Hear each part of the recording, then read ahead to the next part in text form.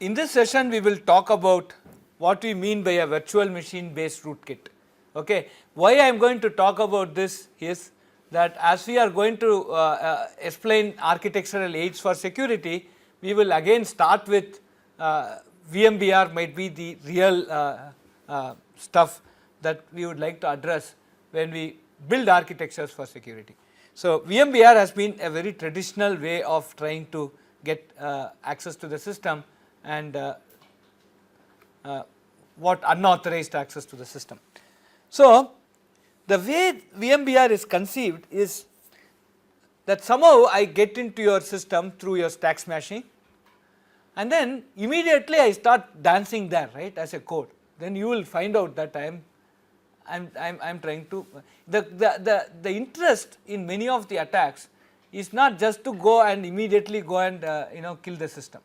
The interest is that I go and sit in the system and hide myself and keep getting more and more information out of it, right. The interest is not in bringing down your system.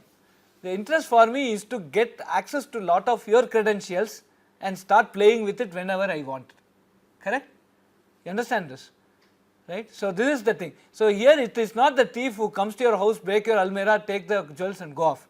He is a fellow who goes and stays in some place where you would never go in some thing and keeps on watching you, and then finally do something to you which will be great damage at some point of time, okay, right. So, this is specifically what VMBR also does. So, what happens in a typical system? You have a hardware, there is an operating system running on top of the hardware, there are two applications, multiple applications running on top of the operating system. So, this is how your normal environment look. Now, in your virtual machine based rootkit, even if you have just a virtual machine, what does a virtual machine do? There is a hardware, on top of it there is a virtual machine.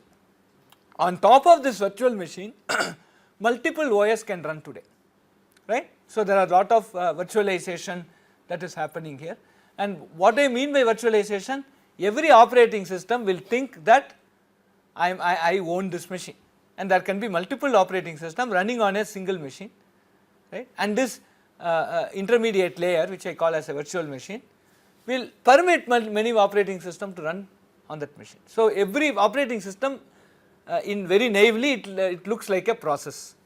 So, I execute this process means this operating system and all the related tasks in that, then go to the next process where I execute that operating system and other things, okay. So, this is how a virtual machine basically operates. If this virtual machine has a malice, right, then I am gone. That means every operating system, whatever it is going to talk to the hardware, that entire conversation can be entire flow of information that flows from the operating system to the hardware, I will be in a position to capture. So, many attacks would love to have something that you see on the right hand side of your slide, where the attack system is something like a virtual machine monitor, which basically tries and gobbles up as much information that is necessary, right. And so, what is the nice way to get into this, right? The nice way to get into this. So, this is how can I get an attack system installed? This is how I can get it installed, right. I do something like stack smashing, or I can go and even bribe an employee and get into my boot record. So, whenever I boot, I do not boot the target OS, but I boot this virtual machine. This virtual machine in turn will boot the target OS. Now, if I have only one OS in the system, what will happen is when the system is booting, you do not see the screen at all, right. Screen will be very gobbled up, and somewhere your screen just stays for another 2 milliseconds or 10 milliseconds or even 100 milliseconds, you can't even guess. This is a second. So, what is 100 millisecond? You 1/10th of this, you will not even notice it. So, what happens is first when the system comes up, your normal OS which is supposed to boot will not boot. This virtual attack system will first boot, it will sit, then it will now go and boot the OS, and that transition you will never see on the screen. It is humanly the perception of this, it is not possible for the normal human being, right. Then what happens now? Then the target OS boots, then you think that the OS is working, you never know the existence of this intermediate layer, correct. And so whatever you do, that the virtual machine will monitor and it can do whatever it wants, because it finally controls you, correct. So this is the concept of what we call as a virtual machine based rootkit. So how does it come? This is very interesting. So these are all some things that you should know. When will a thief attack a house? When nobody is there in the house, right. So similarly, when you are shutting, so when you do a stack smashing, come into the system, right, and what you do there, you wait till somebody shuts it down. While you are shutting it down, there is a shutdown process, right. Then what will happen? At that point of time, I will go and write myself into the master boot record. So when you shut down, what happens? First your screen will go blank, right, and then only the LED goes, LED stops glowing after your screen goes blank. So nobody will see what is happening. You would have shut down the system and waiting, hey, when it will, that light will go off, I have to go home, right, correct. So at that point of time, I will go and write myself inside the software, in the master boot record, right. So then what happens? So this is how, so there is a built-in operating system or basic IO system. There are two words by which you can talk of the BIOS. What is the responsibility of the BIOS? It will go and check whether memory is there, what sort of peripherals there, lot of things it will do, BIOS will do. Now after that BIOS, the master boot record is copied from where? From whatever bootable device you have. From there the boot sector is copied, and then the control is given to the code that is copied from the boot sector, and that will start executing, and that is your OS, correct. So this is the normal boot sequence. Now what happens? Now BIOS comes into existence, and now your VMBR loads. Instead of your master boot record, in that boot record now what is there? Your virtual machine based rootkit is there. And then what it does, it again runs the BIOS code so that you get a feel that the normal thing is working, right. So the entire thing, now there is a VMBR, on top of it again the system boots, and this is like a soft boot, and you will never notice. One time some sound came, again it is coming, sometimes it is booting, so you are happy. You will hardly notice these things at the time of boot or shutdown. So if I do a hardware reset, the VMBR again loses control. So what it does is it gives a illusion of a reset without losing control. So it's something like a rebooting, right. It's not that you shut down and boot again.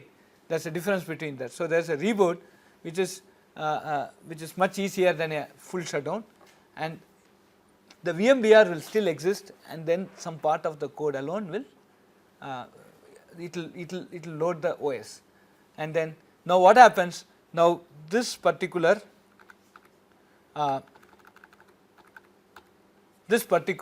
that you see on the right hand side is now established, correct. And now what happens here, because of this you will have what can this VMBR do? Number one, it can be a zero interaction malicious services, right. What is a zero interaction? It will not interact with the main user. For example, it can be just a phishing web server, it can be a it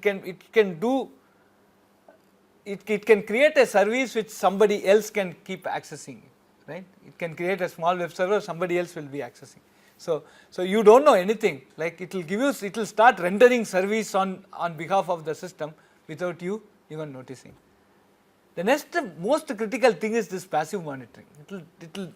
It will just keep scanning your file system, it will keep logging your keystrokes, right. You will never, you can basically never you will get into any of the, you will never notice it, but lot of things will come in and go out. So that is another very interesting part. Then it can start being active also, right. It can go and say, it can defeat all, see somebody wants to detect if there is a virtual machine intermittently, right. So it can go and camouflage itself. So if somebody wants to go and detect if there is a virtual machine, they will say no, it will say that the hardware is operating system is directly running on the hardware, right. So it can camouflage itself, and it can stop it can keep on it can go and start accessing your scheduler, right, and it can go and suppose this is happening on a networking system, right. It can go to the scheduler, and then what it will do, it can go and screw up your entire QoS there, your quality of service, right. Suppose this is going on, we need a good quality of service, I can go and if this happens inside a network stack, today the router, what is a router? It is actually a very good, very high end workstation, right. It has processing, there is a processor sitting in every network appliance. There is a stack, the same stack exists there also, there is an operating system, right. There are applications that are running on top of it. Now I have to go into the router, I can go and I can start playing with your quality of service module, gone, right. You will lose quality of service. So lot of things can happen. So essentially it can do a denial of service, meaning somebody can't access you, or it can go and kill your performance. So many things are possible because of this virtual. So this is one way by which there could be a security penetration into your system. So when we start, so what does this case study tell you? Now I have a problem which is basically originating, see, please note here that the fellow who wrote the code with that string buffer cache is a very innocent guy, right. Now from there what happened, I used that innocence, right, is ignorance, and we wrote a code by which we got an we smashed a stack, we entered the system and wrote one code which will be a VMBR code, and we were waiting, and when the system was shutting down, we wrote that VMBR code into this master boot record, and when next time when the system came up, I now became a virtual monitor, which is virtual machine based rootkit. I am watching what you are doing. Now when you are actually logging into your Gmail, then or whatever, or your some email system, I take your password, right, and this VMBR emails that password to some location somewhere, and from there I hack into your system. Okay. Now whom will you blame? See, first and foremost, how do I establish this path? For me to talk from stack smashing to this has been easy, but can I retrace it? Is it a reversible way? Can I go back and say, okay, this vulnerability was exploited to get into this? Please note that your email getting hacked and the reason for this email getting hacked are two different ends of the story, right.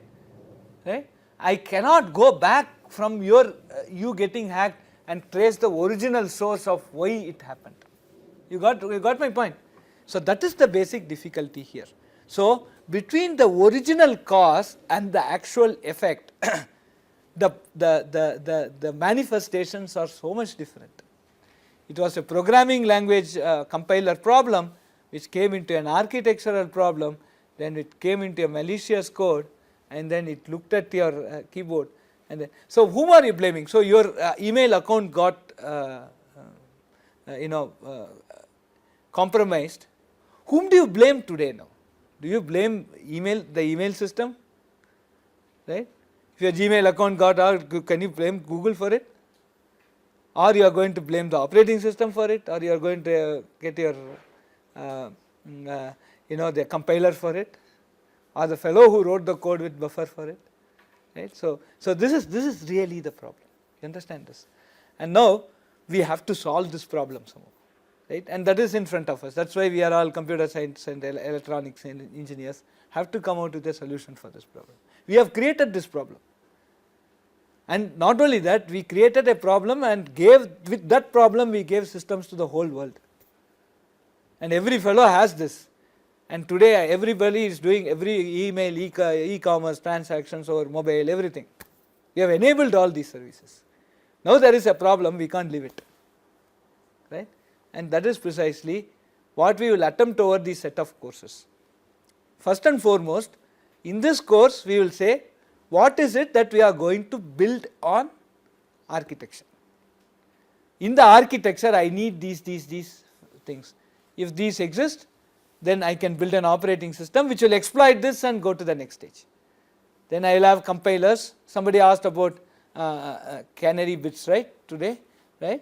So those type of features. So suppose even I have those features, still this stack smashing is going to be possible, right. That does not stop your stack smashing, right. So even if I have a secure compiler, my operating system is stupid, or it can still, I can access it, and if I do not have good access policies at the architecture level, still I can compromise this. Okay. So things like this grow. So we have to be extremely so another thing I want to tell you here is that if you really want to be a security expert, it is not just you know some aspect of security, right. So to handle a situation like this, you should know about operating systems, you should know about architecture, you should know about compilers, you should be sort of having a large breadth, at least about basics of each subject you should be thorough, so that you could start addressing this problem in a comprehensive way. So this is why security becomes a very challenging field also, right. So this set of these sessions, what I have tried to tell you is that there is a problem in hand, and that problem is sort of a very complex problem.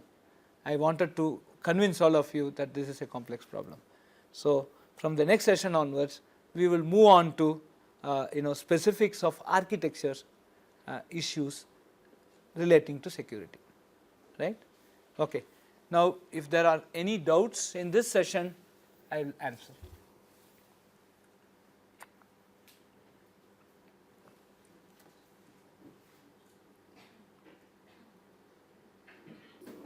Sir, I have one doubt related that proxy server website.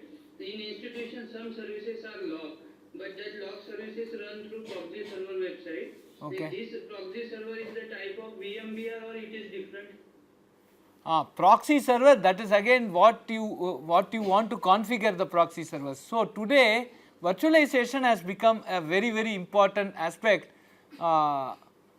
specifically from a hardware utilization perspective, and also from a fault tolerant perspective. See, suppose I have 2 servers today with me, and I have say some 10 services. Say even I have 2 services. The easiest thing is I put one fellow as a proxy server, another fellow as a email server. But then both will be utilizing only 50% or 20% or 30% of the system. So that's why virtualization is basically done. And when I do virtualization, what happens? In one single server, I will put both the email and the proxy server, for example, some set of services, and I will have the another server as a backup to this server. So whenever there is a issue, I will switch on to this server. So I get good hardware utilization, at the same time I also get good amount of reliability. That is why many of the services which are not really time consuming, which are not really processor performance consuming, are today mapped onto a single server with virtualization. So that is a decision that should be made by the organization on whether you use a virtualized server for doing some of the services. Have I answered your question? Sir, I have just doubt is that suppose Facebook is banned in our college, and we are going, and the students are logging through using the proxy server. But actually, when we go to normal directly Google, then it cannot open. Why like that? Oh, that is a problem with your access rule policies. Okay. That is a problem with the access rule policies. Okay, so you have to go and work on the access rules properly. Okay. That is where somewhere indirection is basically allowed, but direct access is not allowed. Something close to this. Okay, so you have, this is an access rule policy of how you configure your whatever firewall. Okay, so firewall configuration we talked a bit about in the previous course, but we will have one dedicated the information security 6 is going to talk about policies. And one of the last session of this particular course will talk about network appliances and security for that network appliances, and subsequently the operating system course will also talk about network operating system, and then the last course will talk about policies. So if you understand the networking hardware in this course, which will be the last session, then you go and understand the network operating system in one of the intermediate courses, and then you also sit through the policy, you will get a broader guideline on how to. You want Facebook to be accessed or not accessed? That is my question. Are you a student or a teacher? No, sir, just it's an example. Example, sir, I am just asking. No, what do you want? I can teach that. Okay. You want Facebook to be accessed like that or not? So I will teach both, how to stop and how to enable also. Yes. Yeah. You want to stop it. No, yaar, your student will hit me. I should be popular even among your students. Okay. Right. So I will teach you both. Okay, thank you, sir. Yeah, sure. Yes, sir. Okay. Yeah. Thank you, sir. Yeah. Any other doubt? Any other questions? Yes. Hello? Yeah. Sir, I'm from Anwar. Actually, I had a doubt. Yes. Sir, regarding this, the diagram where you show how VMDR boots the BIOS. Yes. Can you please take that slide? Yes, I have put that. Yeah. Sir, so once the VMDR loads up into the memory, Yeah. is it not, what my understanding says is to load BIOS or to execute the BIOS once again Yeah. would be very difficult for VMDR. So I did not get this point why VMDR is again possible to, why is it possible for VMDR to execute BIOS? Okay. See, BIOS today is not just basic, it has become CIOS, like it has become complex today. See, there are certain there are certain things that are very configuration specific. So when we deal with the operating system, we will tell you more about it. I need to cover a lot of background to basically tell you. But as of now, the answer is that there are certain configuration parameters that gets really screwed up because of the loading of the VMBR instead of the master boot record. Okay. So I need to do entirely the same thing, but on top of the VMBR.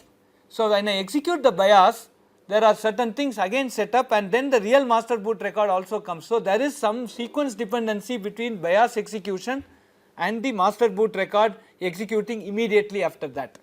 Okay.